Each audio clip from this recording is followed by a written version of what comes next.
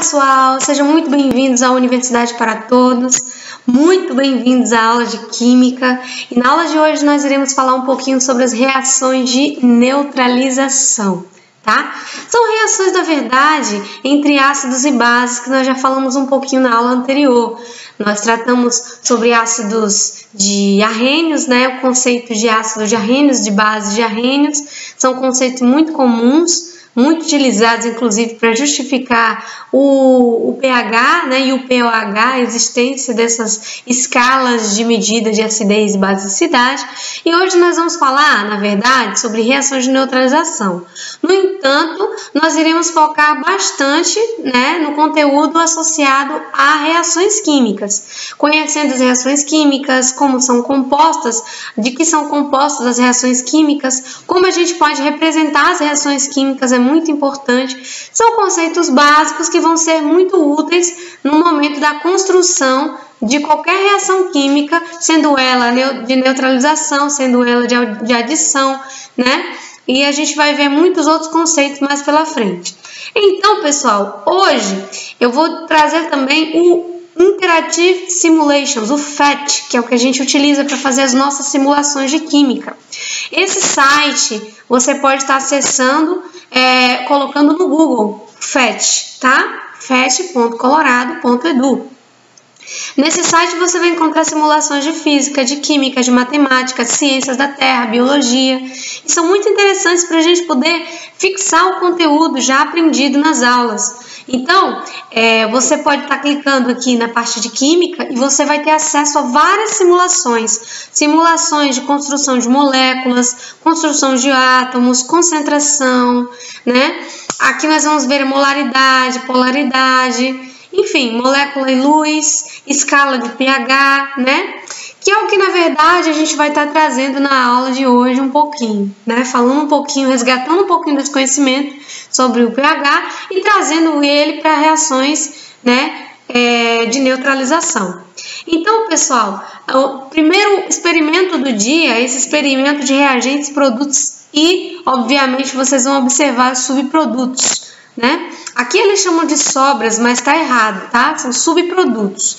Então, clicando aqui, você vai ter acesso ao programa. Ele é um programa online, então ele necessita de internet, tá? Para que a gente possa estar acessando. Então, clicando na parte de moléculas, você vai ter uma noção mais ou menos de uma reação química. Para que a gente fale de reações de neutralização, a gente tem que trazer o conceito de que as reações químicas são formadas pela combinação de duas moléculas, tá? Duas diferentes moléculas que formam, ao fim do processo, um produto, né? Então, na verdade, as transformações químicas é o que a gente costuma chamar de sinônimo de reações químicas. Então, nós temos aqui nessa primeira reação uma molécula de água sendo formada através de duas moléculas de H2, que nada mais é do que o gás hidrogênio, e uma molécula de água, como vocês estão observando aqui, de oxigênio, que está formando aqui duas moléculas de água, como vocês estão vendo aqui ao lado, após a seta. Eu quero que vocês tenham noção, pessoal, de uma coisa muito importante aqui nesse caso, tá? Quando a gente reage uma molécula de H2 com uma molécula de O2, nós vamos ter aqui uma reação de adição, porque nós estamos adicionando duas moléculas diferentes para formar a água. Antes da seta, nós chamamos essas moléculas de reagentes. E após a seta, nós chamamos esses compostos que se apresentam após essa seta, no caso aqui é a água, nós chamamos de produtos. Então, o que é que nós vamos ter aqui? Observe, eu peguei uma molécula, porque uma molécula é formada por dois átomos, no mínimo. Então, eu peguei a combinação de dois átomos de hidrogênio formando uma molécula de gás hidrogênio. Uma molécula é um composto estável, diferente no caso do átomo, né? Na maioria das vezes. Então, eu peguei uma molécula de H2 e uma molécula de O2. Se eu pegar uma molécula de H2 com uma molécula de O2, eu não vou formar água. Observem que o produto vai ser a mesma coisa, porque não tem condições de se combinar. para que forme um composto diferente. Então, o que a gente consegue notar aqui? Que não é só combinar compostos diferentes, eles têm que estar a uma quantidade em termos moleculares, que a gente costuma chamar de coeficiente estequiométrico, é a quantidade de moléculas que estão reagindo. A gente tem que estar a uma quantidade que equivale à formação de um novo produto. Por exemplo, se eu pego, ao invés de uma molécula de H2, eu pegar 2 moléculas de H2, eu vou combinar cada um desses 2 hidrogênios com um oxigênio do gás O2. E aí eu vou combinar e vou formar 2 novas moléculas no produto, que seriam as moléculas de água, como vocês podem observar no produto, 2H2O. E com isso, o que a gente pode notar, pessoal? Que para que se forme um produto numa reação química, é preciso que haja um fator muito importante. Os coeficientes estequiométricos, eles devem equivaler à formação do produto que você deseja, né? E mais do que isso, não é só a combinação de 2 moléculas que formam um produto. É preciso que haja um coeficiente de, obviamente, estequiometricamente, né, esse coeficiente esteja equivalente para a formação da água, por exemplo, né, mas de muitas outras moléculas. Então, eu preciso do coeficiente estequiométrico e da combinação de 2 moléculas, obviamente, para formar um produto que esteja aí associado a esses 2 átomos. Uma outra coisa muito interessante é que se nós começarmos a nossa reação química com hidrogênio e oxigênio, é muito óbvio que o produto que vai ser formado vai ser, sem dúvida, vai obter, na verdade, sem dúvida, os mesmos átomos. Porque de acordo com o princípio, né, de que nada na natureza se cria nem se perde, tudo apenas se transforma, nós temos aqui a transformação de moléculas inseparadas, né, que é as moléculas de gás hidrogênio com molécula de gás oxigênio, formando uma nova molécula pela sua combinação, que são as 2 moléculas de água. Então, aqui eu ainda tenho mantendo hidrogênio e oxigênio na estrutura da água. Então, nada se criou, né? Apenas se transformou, tá? Isso deve ficar em mente sempre que a gente for pensar nas reações químicas. É bom vocês levarem isso em consideração. Tudo bem, pessoal? Agora nós vamos falar assim um pouquinho, né, das reações, observando uma reação nova aqui. Nessa reação, a gente tem que montar no desenho aqui embaixo os equivalentes estequiométricos, para que a gente entenda as combinações, que as combinações novas de formação de produtos só vão existir se nós respeitarmos um coeficiente estequiométrico, que deve ser igual tanto antes quanto depois de dar certo, igualar as quantidades atômicas, tá bom? Presta atenção, aqui nós temos 2 carbonos, aqui nós temos 1 carbono, né? Nessa molécula. Mas se você for ver após o maisinho, nós vamos ter outro carbono. Então, no final, nós vamos ter 2 carbonos igual ao início. Observem aqui a molécula de água. Nós temos 2 vezes 2, 4 hidrogênios. Se a gente for observar aqui, só tem apenas uma molécula no produto que forma hidrogênio, que tem hidrogênio, que é a CH4. Olha só, tem 4 hidrogênios aqui, porque 4 vezes 1 é 4. E o oxigênio? 2 vezes 1, porque só tem oxigênio aqui nesse caso aqui, né? Nós temos então 2 vezes 1 é 2. Então nós temos 2 oxigênios no reagente e nós temos que ter 2 oxigênios necessariamente nos produtos, porque nada se cria, nada se perde, tudo apenas se transforma, tá bom? Quando eu combino 2 átomos de carbono com 2 moléculas de água, nós vamos ter compostos novos sendo formados nos produtos, tá? Recapitulando, nos reagentes nós vamos ter 2 carbonos mais 2 moléculas de água.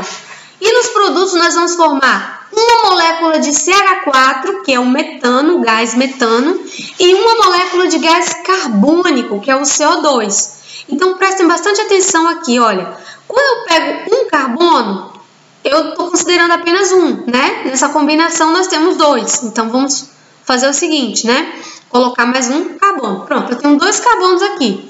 Agora observe que nessa reação química eu preciso de 2 moléculas de água. Então aqui tem uma molécula de água e aqui tem outra. Quando isso acontece, galera, olha que interessante as possibilidades de combinações de produtos. Olha que interessante. Quais vão ser os nossos produtos principais aqui? Nós vamos ter a possibilidade de ter um metano, né? Pela combinação aqui, nós vamos ter um metano. O metano é essa moléculazinha aqui, tá? Cinza com branco.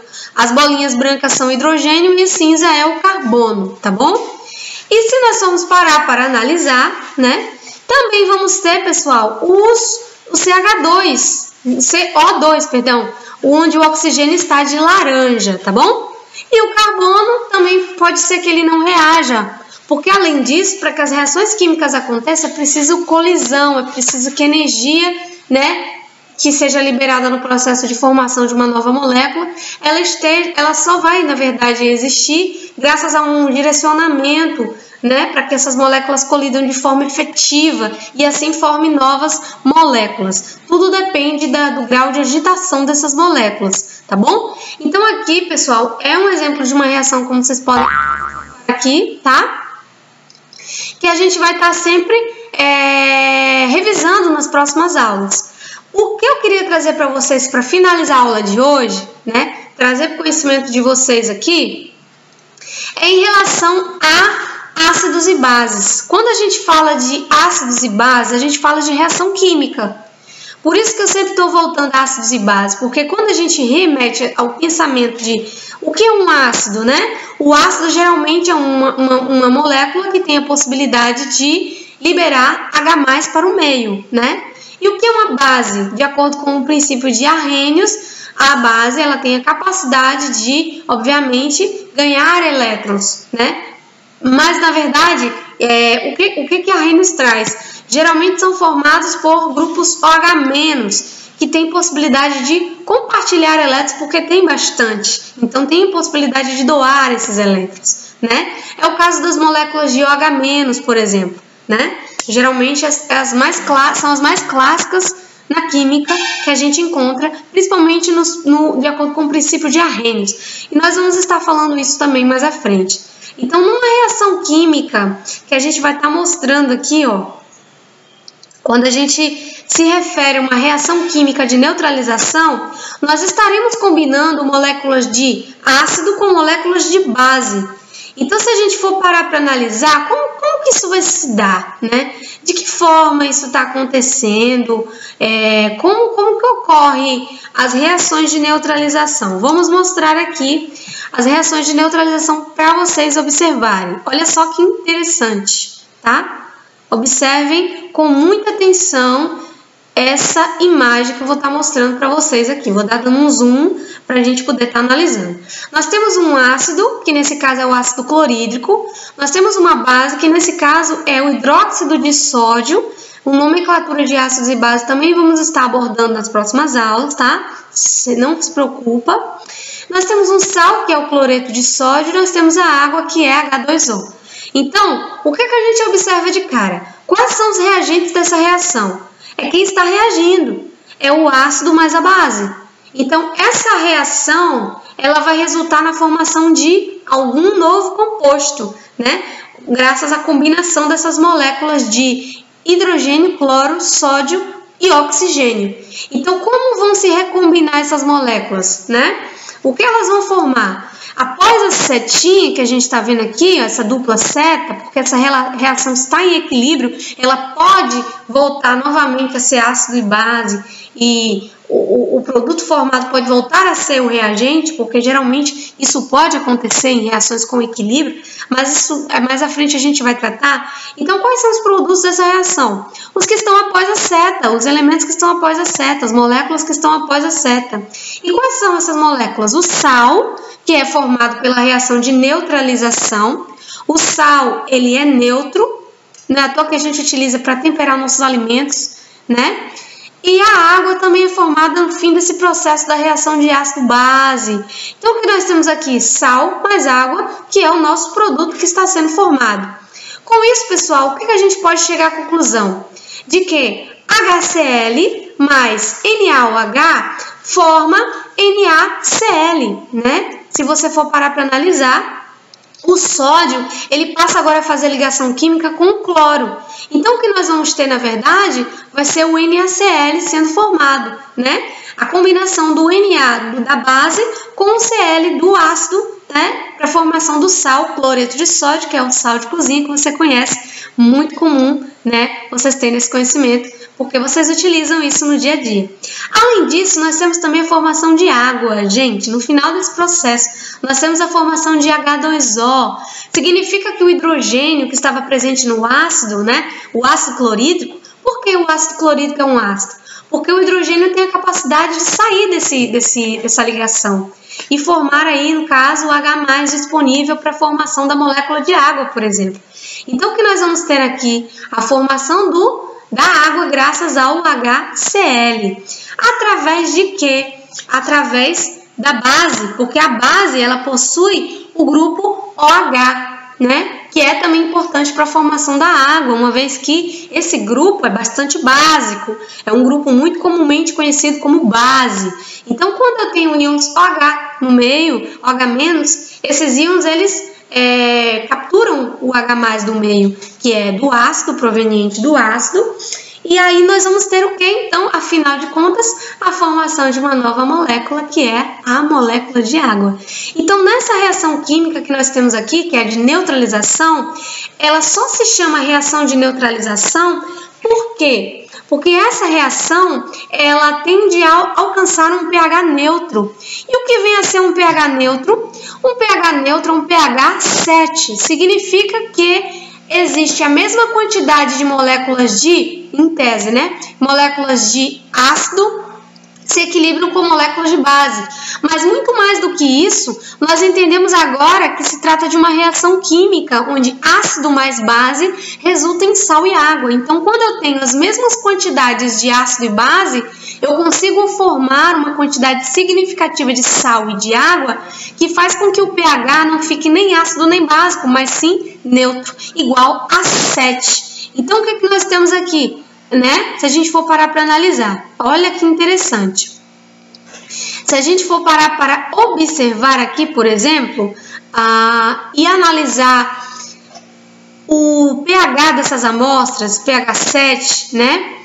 Nós vamos ver que esse pH ele pode variar de acordo com o quê? De acordo com o tipo de material, né? Se a gente agora analisando o pH, já falamos do pH 7. Só para finalizar aqui com vocês. Quando a gente vai medir o pH, por exemplo, do suco de laranja, a gente coloca suco de laranja, né?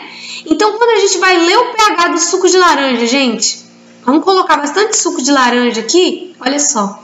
Nessa figurinha, o laranjinha aqui significa suco de laranja. Vocês observam que o pH está por volta de 3,5? Está muito abaixo de 7. A gente usa o parâmetro 7 para falar que é um composto com o pH neutro. É um material com pH neutro, né? Por conta do equilíbrio, né? Da formação de sal, geralmente, das reações de neutralização. A quantidade de ácido é igual à quantidade de base, formando sal e água, e por isso o pH é 7. Mas quando o pH é muito baixo, quando o pH é 3, quando o pH é 2, quando o pH é 1, quando é abaixo de 7, significa que o pH é ácido. Significa que esse composto tem uma elevada acidez. E com base nisso, a gente pode concluir que esse composto é um composto ácido. Ele tem a disponibilidade de íons H+ no meio, né? Ele pode estar possibilitando a formação, por exemplo, de H+ no meio. Então, no caso das frutas cítricas, isso é muito comum, né, gente?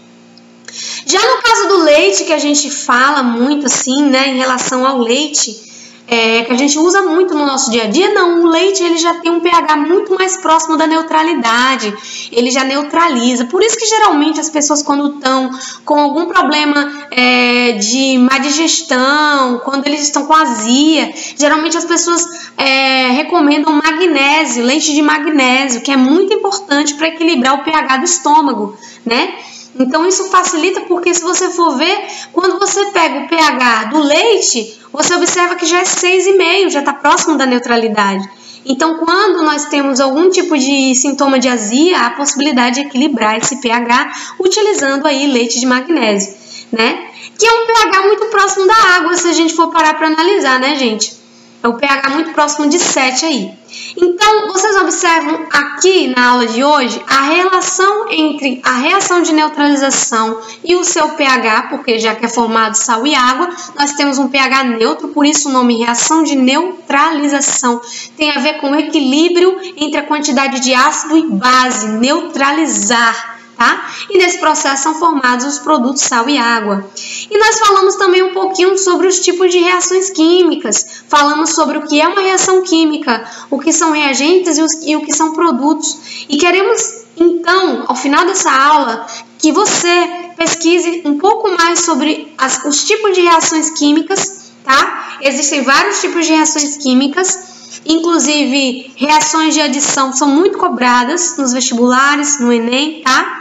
Reações de neutralização são importantes, reações de combustão são muito importantes e muito comumente encontradas também, tá? Reações de decomposição também são vistas, tá? Então, nas próximas aulas, a gente vai estar falando um pouquinho mais de pH, falando um pouquinho mais de reações para complementar esse conhecimento, mas queremos que você também traga esse conhecimento, tá? Para que você possa complementar essa aprendizagem na próxima aula. Um forte abraço, pessoal. Foi um prazer estar com vocês. Até a próxima no Universidade para Todos.